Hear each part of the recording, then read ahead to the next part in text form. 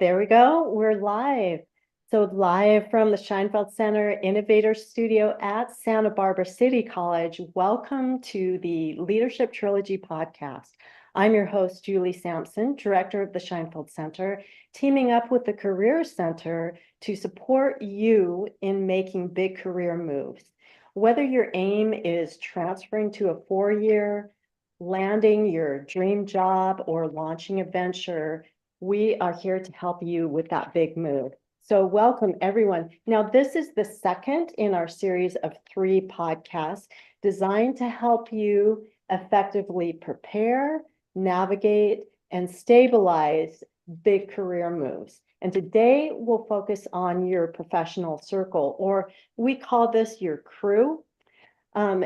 Positioned on the other side of your career move. So the people that you have in your circle right now may not be those who are going to best support you after you make that big career move. The great news is that you can strategically begin building your crew before your career move. But the question is, what is a simple way to get started? Well, we are so fortunate because joining us to help break this down are 3 SBCC alumni, Emily, Adam, and Kayla, and they are going to share their insider knowledge to help you build your professional crew. So stick with us, and thank you to each of our guests for making the time for us today. It's so nice to see you. Happy to be here, Julie. Excellent. Well, 30 minutes is going to go super quickly, so let's just jump right in. So the first thing we want to address here is, for those who are unfamiliar with all of you, please give us a snapshot of your big career move after SBCC. And what's one way that you networked into your future space before you got there? And then let us know, did it pay off? So, Kayla, would you like to start us off? Yeah, I'd love to. So, I'm 29 now, and when I was 25, I hit a really low point. I feel like it was like an identity crisis, and I was stuck in jobs that, just multiple different jobs, and I was like, this can't be my life forever. I have to find something that fulfills me, figure out, what is Kayla like? What is she capable of? And so I realized I'd always loved solving tech issues at work. And so I took a chance and I landed an IT support role at Sansom. And I became very inspired there, and that encouraged me to go back to school. And I was taking my first computer science course, and I got stuck on a Python problem, and I messaged people across the company for help. I was just kind of on Slack being me, didn't really care who I was talking to. I was just like, hey, what's up? And then one person, the data warehouse manager, replied, and they said they didn't know Python, but they knew SQL. And then, we got to talking, and at the very end, they mentioned that they had an opening on their team and that I should apply. And I was really shocked. I was like, what? And, I barely knew what SQL was, and I contemplated on it for a bit, but I ended up going for it. I studied the basics. I failed the assessment, yet I still got called in for another interview. And so after 2 nerve-wracking interviews, a technical interview, personality interview, I got the job. And, my manager took me on knowing that I didn't know these things, and decided that she was going to mentor me and teach me along the way. And she told me that she saw my drive and willingness to learn. And that one message, that small networking move, completely changed the course of my life. And I'm very grateful that I had that opportunity. So amazing. And I think that the company was very grateful too, that you brought forth your drive. And thank you for sharing that. That's really amazing. We have heard that for a lot of managers, it's, does a candidate show passion and interest, and are they coachable, and taking people like that on, employees like that on, where they can really learn and grow with the company. It's so important. Yeah. I So did thank you. just want to mention that she did say that my cover letter really was personable. So, that's just advice to anyone. Cover letters can take you a long way. Even without that experience, you can show someone that, you're very passionate about what you want to do. So, That's such a good point. And that's kind of what we're talking about is moving forward into that space. Like your cover letter went into the future, where you want it to be. So I'm glad you added that. Okay, fantastic. So Adam, do you want to go next? Yeah, that's a cool story. I think mine's like a human cover letter story. I Uh-huh. was I was kind of also lost at one point, didn't really know what I was going to do with my life after I had started this business, and the business was doing okay, but it wasn't moving as fast as I wanted, and this and that. And so I asked ChatGPT what I should do, and it said I should go to conferences where professionals in the industry talk about these things in person. And I like probably found one on my Google Calendar, added it and forgot about it. And then 1 year later, it like popped up and I was already in town. It was in LA and went to the conference. It was overwhelming. It was awesome. And I was like super hungry afterwards. And I wanted a hamburger, but there was all the seats at the restaurant were full. The whole bar was full. There was nowhere to sit. And there were these four guys waiting for their table outside that looked relatively nice. And so I just asked them if they'd be open to me joining them at their table for a burger. And if they didn't want me to do that, that would be okay with me. It wouldn't be like us think something against me. It would just mean that they already had plans and they wanted to catch up with each other. But that's not what they said. They were open to me joining them. And I ended up having dinner with these guys, and it turned out two of them worked for Marvel, did all their VFX, and a couple other ones did stuff for like Industrial Light and Magic, ILM. And it led to a connection, which led to an interview, which led to some of the best, most exciting work I've ever done as a motion graphics director. One of the projects I did with the company that I got connected with was I did all the tour visuals for Maroon 5's Cube at the Residence in Vegas. They were like in this sick screen tunnel that we were able to do all this cool stuff with. And none of it would have come about if I was too chicken to just introduce myself. And so, or like afraid of rejection or something. So Yeah. Yeah. definitely saying hi to people that catch your attention. Yeah. Yeah. Yes. Life changing. So maybe you mention briefly what your business venture is? I'm not sure if people are aware. Yeah.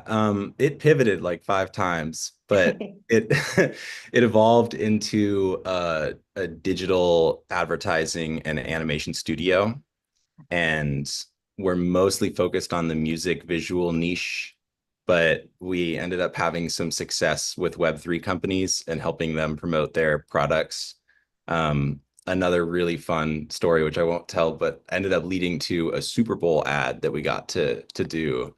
And it was like the craziest chain of events that brought me there. And it was all just from following my intuition of like, I want to go to this event, I want to talk to that person.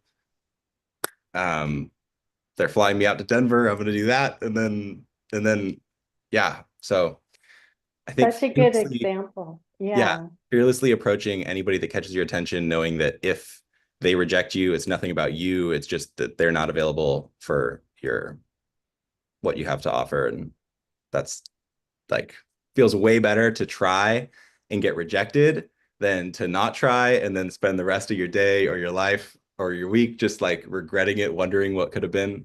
So go for it. Sure.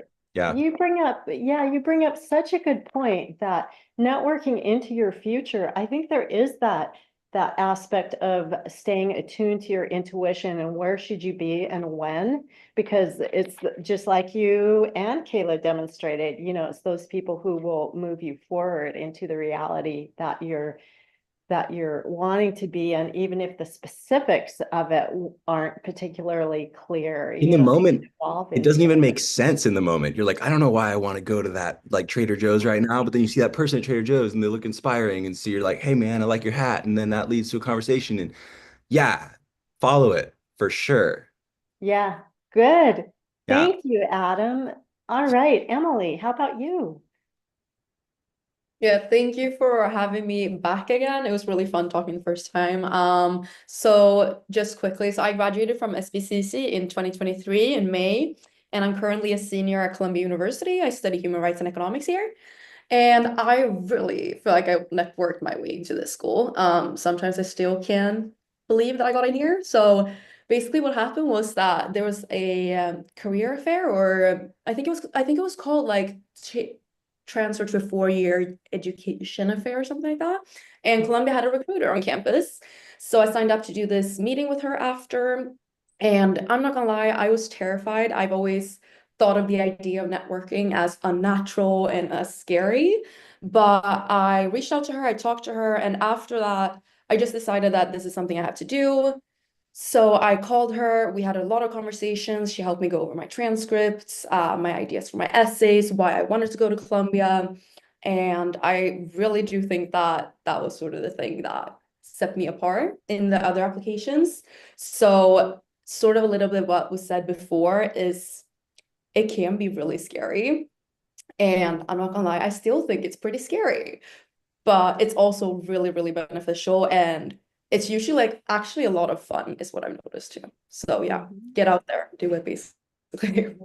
Yes, I think you all brought up this point of it being uncomfortable, putting yourself out there, in situations that could help direct your future. And I think it's just good to touch on that, like Emily, you said, it never really goes away. And I think that's such a good I point heard that a whenever we're wanting to move forward, we're moving out of our comfort zone. So it's never going to feel like, oh, this is great, right? Because whenever we're out of our comfort zone, it can just be super challenging and uncomfortable. So There's yeah, some thanks. quote where Ozzy Osbourne said, he was like 75 when he said this, he still gets nervous before going on stage.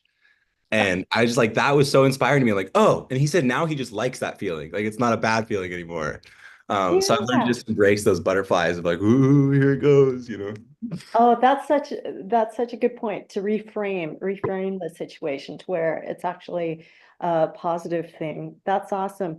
Okay, let's move on to our second question. So here we go. So we talk about your day one crew. So what we mean by this is once you've made your move, and you're positioning those people around you for when you are there in that position that you want to be in. How did you pick supporters who understood where you were headed and not just where you currently are, or had been in the past? Adam, do you want to start off with this one? Sure. Something that really stuck for me a while ago is people can tell when you're trying to sell them something, just like they can tell when you actually just want to offer them something. So if like you can make more friends in a week by being genuinely interested in other people than you can in a year of trying to get people to like you. And I think I've put that to practice. Like whenever I meet somebody, um, if I meet somebody that's intimidating, which happens kind of often, either they're like higher than me in some position or they're more fit or attractive and then I'm with my partner or whatever, like there's some moment that happens. There's like a need to just meet them where they are and ask them how they got to where they are. And I think as long as you can do that with humility and curiosity, without it being like a jab to yourself, just like acknowledging their success is, I think that brings out people's desire to reflect it back and help you. And I've been lucky enough to like meet so many amazing mentors and professionals that have been willing to like pass on my work and connect me to incredible opportunities because I showed up with humility and curiosity and gave them like the credit for what they've accomplished. Yes. And there's a second part, So, I'll keep it really short, but like the uh, only way to possibly do that is to actually be genuinely connected to yourself and have high self-esteem, which is easier said than done. So I think a huge piece of it is just like different forms of daily practice, whatever it takes for you to have a positive relationship with yourself. And we could talk more about that sometime, but it's different for everyone. Yeah, such good points, Adam. So much about our interactions are based on where we're coming from. Yeah, for sure. Good points. Thank you. Emily, how about you? Yeah, I'd say my situation is actually a little bit difficult when it came to this. So I ran into a lot of stigma originally when I talked about wanting to transfer to Columbia, actually, and I want to be open about that. So basically, I was met with more or less, but Columbia is really hard, and I was aware of that already when I decided to apply. It's sort of one of the reasons why I decided to apply. But so basically what happened is that I did lose some peers and some mentors over this that I felt like I didn't connect with anymore. But on the other hand, I will say that I think I made many, many more new ones because I found people that were going through similar things in a lot of student organizations, especially at SBCC, a lot of friends that were targeting other schools like Berkeley or UCLA. We did a lot of applications together and it was very supportive. I also was able to reach out to professors that were really, really supportive and I felt like I built a stronger network around myself because of these people. So I felt like were a lot of stigma, especially about the Ivy Leagues for me. Also, the fact that the school is on the East Coast, it was very far away. A lot of people didn't really understand my application. But as I said, I feel like I joined so many groups and gained so much more experience and so much more support from it. So I want to be frank about that, that from my experience, I felt like I did lose peers in the beginning, but I also gained a lot more. And especially like that has only continued moving forward, that I've gained more and more and more supporters. And I also try to support other people, of course. So yeah. Yeah. Oh, I'm so glad you brought that up because that is a reality. Not everybody who are in your circle before you're making a move will be supportive of the move you actually want to make. And you brought up some really good points about how to navigate that situation, pressing forward with what you believe, kind of like what Adam was talking about, really being clear on your vision and your goals and moving forward with that and then connecting with others. I'm so glad you brought that up because that does happen. We hear of that happening actually kind of frequently. So thank you for bringing those points up. And then Kayla, how about you? I'm so happy to answer this question because I love this person. So I didn't really choose my day one supporter. I truly think it was fate. At the time, I was still in computer information systems and just trying to get through a required math class. And I knew I needed extra help. So I looked for a tutor and ended up meeting Jeff Richardson. Many of you might know him from the math lab and see his face around campus. And at our first meeting, he asked about my goals, and I opened up to him about my past struggles with math, how teachers used to tell my parents that I was a failure, and how teachers told me that I was stupid. And so I had a very big fear of math. And no one ever bothered to have the patience to teach me in a way that made sense.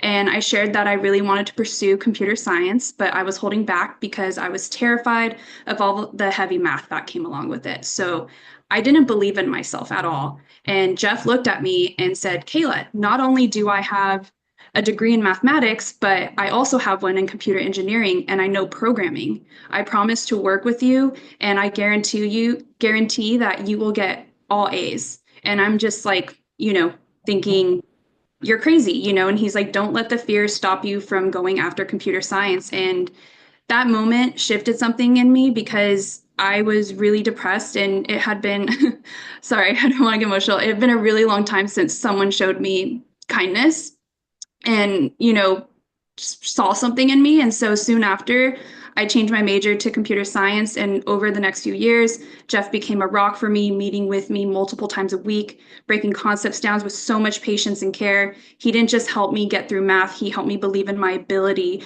to do hard things. And today, he's not just a tutor, he's a dear friend and lifelong mentor. And he saw where I was going, not just where I was. So, very grateful. That's a beautiful story and such a good example how a person, a supporter, somebody who can see your potential and is available and wants to help you move forward, what a difference they can make. I love that story. And we reached out across campus asking for input from our colleagues about who shall we invite of SBCC alumni, to the podcast. And Jeff was one of the ones who recommended you. So I think there's a lot of mutual respect there in that relationship. And also, I guess I just want to pause here and say, everything that we're talking about here, what is so amazing is, now you're moving into, you've been doing your big career move, all of you have been, and you've been in your space for a while. And then it's just so beautiful how now you're, just by being on this podcast, even you're kind of helping the people who are following in your footsteps move forward. And it's just so beautiful, that there's points in our career journey where we need that help pulling forward. And then we can also help bring other people up who are following us. So yeah, nice with that. Let's take one more and then we'll go to audience questions. So give us an example of how your network became a superpower for you, lifting you up or helping you push past a certain challenge that you encountered with your career move. Emily, would you like to start off? Sure. So this is going to tie back into a little bit what I talked about last time. My biggest challenge with transferring was severe imposter syndrome, also being faced with so many wonderful opportunities and having no way to navigating it. So there's two short examples that I want to bring up. So firstly, I had great advisors here that I've built personal connections with through just extra meetings, coffee chats, and stuff like that. And they pushed me to do research for the university, which is something I thought that I would never be able to do. And now that I've done it, it's the most incredible thing ever. And it's changed my entire trajectory of what I want to do after I graduate in May. So it's been incredible. Another thing was that I was able to join student organizations here as well. You can hear me talk a lot about that, but a lot of my experience has been in it and I've absolutely loved it. And one of the things is, so I'm the vice president of the Nordic Society here. To preference, I'm Swedish, so it's an organization for basically students that have relations to the Nordic countries in Europe. So we have about 120 members, and we started very small. We wanted to do big things with this with the club, but basically what we were able to do was that we were able to gather all of our personal different networks. There were 7 people in the board, so all of our networks, and bring it together. So this weekend we are, for the first time ever, hosting a conference in New York City for all of the Ivy League universities with over 130 participants collaborating with the UN, with the different consulates, with different diplomats throughout the city. And that's just come from the fact that a lot of my friends on the board are from different graduate schools and from different undergraduate schools here at Columbia. And we've just been able to bring all of our own networks into it. So it's been absolutely incredible. Congratulations on that success. That's so exciting, Emily. Yeah, I can't wait. We'll have to stay in touch. I'd like to hear more about that, how that goes. Yeah, good job. Let's see, Kayla, how about you? So besides helping me conquer my fear in math, Jeff became so much more than a tutor for me. He became a mentor, someone who I truly look up to. And over time, our sessions shifted from, not just from tutoring, but to deep talks about life, growth, and my future. And when I told him that the, data warehouse supervisor encouraged me to apply for an opening, despite me feeling totally unqualified, Jeff didn't hesitate. He looked at me and he said, Kayla, it's not just me who sees your potential. You have to go for this. And he lifted me up in a moment of doubt and gave me the push I needed to take that leap. But it didn't stop there. He literally started manifesting things for me, saying in 3 years, you'll be graduated, working a stable job that not only pays your bills, but fulfills you. At the time, I thought he was being overly optimistic, maybe even a little nuts. But now here I am 3 years later, and everything he said came true. And that kind of belief, that kind of support is what turned my network into my superpower. And he reminded me what I was capable of even before I could fully see it in myself. Oh my gosh, that is so amazing. We need more We need more supporters like Jeff. Yeah, we do. Yeah, it's great. And we can become that for others as well. It's a really good example of how to really give support in a positive way. And that's so exciting the way it's helped you. Thank you. Okay, Adam, how about you? Yeah. A moment that really catapulted. I mean, Bonnie Chavez, remember Bonnie Chavez? I don't know if he's still teaching, but he kicked ass. I don't know. Bonnie's great. And he told me to do three things. One was get an internship, start investing, and practice how you play. Those were like his rules of life when you're in college. I got an internship, and then like fast forward 3 years, I was broke and I didn't know what I was going to do because my business wasn't going as smooth as I planned. And then I wanted to get a tech job because all my friends were getting one, but I didn't have a degree. So I was like, I reached out to the guy I had interned with at the studio in Santa Barbara, and I just asked him how he got his jobs because he'd worked at like Google and Red Bull and Facebook and all these companies. And I asked him how to write a cover letter and how to apply, how he does it. And he says he doesn't write cover letters and he doesn't apply. And he said, those are mistakes. And I'm like, what do you mean? And he told me about the magic of a staffing agency. And then I got connected with one of those. Well, actually just found one. And then I got an incredible job, which like funded my life for a couple of years. That was like a dream job, fully remote tech job, which Yeah. was everything I wanted and more. And it wouldn't have happened if I didn't talk to Bonnie and then Ben Roy, my awesome mentor at Venture Visuals in Santa Barbara. Super exciting. And I also love that you brought up that a staffing agency can be a great way to Oh, move you forward. so Yeah. so much better than anything else I've tried for getting, Yeah. yeah. Yeah. They take So half. great. So they'll take just fair warning. If you get it booked through a staffing agency, they're probably taking like half your pay. But if your job likes you, you can get to negotiate. And I was able to get that other half pointed more my direction by working with my boss. So at the time. So just keep Such an good eye out. tips. Yeah. Okay, we've got some questions from the audience, and I've got a big stack of questions here, so we'll figure out what to do if we can't get through all of them because we have a couple minutes left. It goes so quickly, but let's go with it. Let's see. Let's go with so Adam, I think that this one would be for you. What is your recommendation, your primary one piece of recommendation for students who aspire to start their own business? Try everything. If you wake up in the morning and you want to do a podcast instead of your business, do a podcast instead of your business that day. Don't get too stuck in what your business should be. Just focus on what you're actually excited about. And you're never going to have as much energy to do whatever you're excited about as in the moment that you're excited about it. So if you like write it down and try to do it later, it's not going to work. Just do it then. Do it now.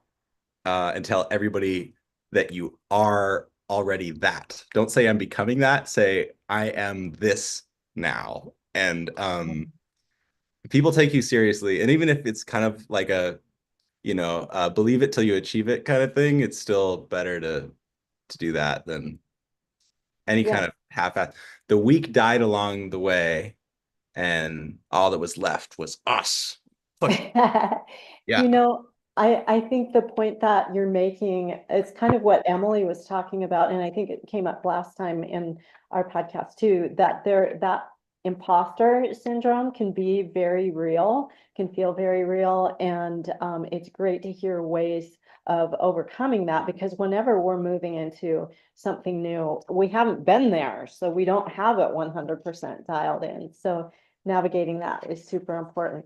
Okay, Emily, your next up. Do you find yourself wanting to learn other skills unrelated to your career?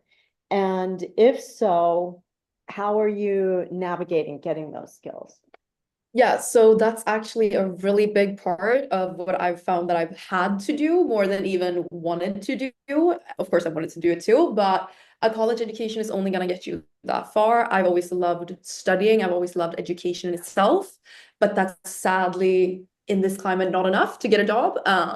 So how I've navigated is we have 16 weeks of summer break every semester or every year. So that summer break for me has been an opportunity to intern, to seek jobs, to start research projects, and then also to just join there's a lot of incredible speakers that come to campus.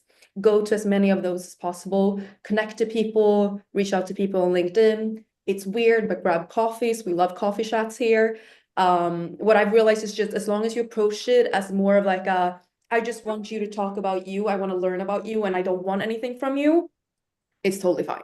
A little bit what Adam said too. So yeah, that's what I've done.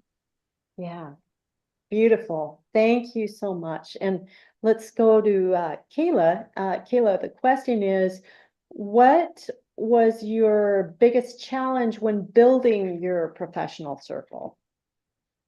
Ooh, my biggest challenge was really just not believing in myself, really. Like I said, I wasn't looking for any support because I've kind of always been very independent.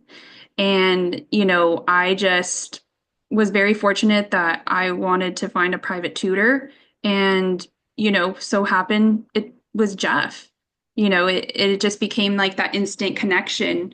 And I think also just being vulnerable and being myself, and not acting like I was okay because I wasn't, and so he was able to meet me where I was at the time. And, having him lift me up got me to, meet other people. Like we used to go to Fresco's Cafe all the time. And, the owner there saw that we went there all the time. So he gave me a card that said anything like for free. So I got to eat there for free. Jeff didn't, but I did.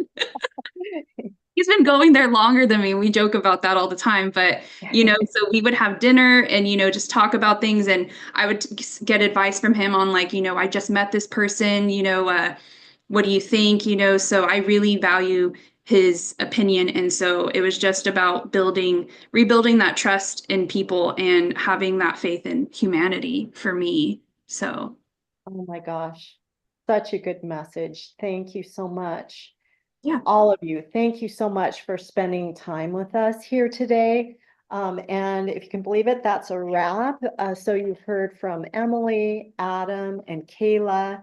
They shared valuable insider knowledge on what all of you in our audience can do to experience success in building your professional crew. So I want to let you know that our final episode of the trilogy is going to take place on May 7th. And that's where we'll be exploring tips and hacks for how to thrive in your new reality once you are there. And our alumni panel will unpack the tools and resources that help them stabilize their new reality. It's all about making the win real. But for now, let's take the wisdom that you heard from our guest today and build your crew today so you can soar tomorrow. So thank you again to our guests. It's been a pleasure, and we'll give it a wrap. Thank you. Thank you, Julie. Thank Yes. you. Bye. Let me end the stream. Okay, we're good. Hey, that was amazing, everyone. Thank you so much.